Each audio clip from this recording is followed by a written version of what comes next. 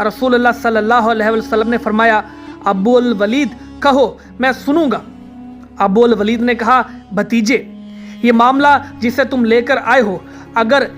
इससे तुम ये चाहते हो कि माल हासिल करो तो हम तुम्हारे लिए इतना माल जमा किए देते हैं कि तुम हम में सबसे ज़्यादा मालदार हो जाओ, और अगर तुम ये चाहते हो कि आज़ाज़ो मर्तबा हासिल कर लो तो हम तुम्हें अपना सरदार बनाए लेते हैं,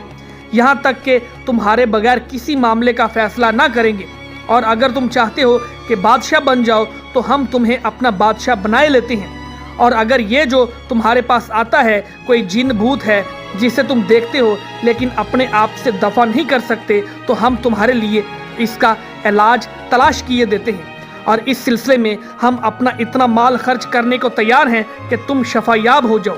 क्योंकि कभी कभी ऐसा होता है कि जिन भूत इंसान पर गालिब आ जाता है और इसका इलाज करवाना पड़ता है। दोस्तों,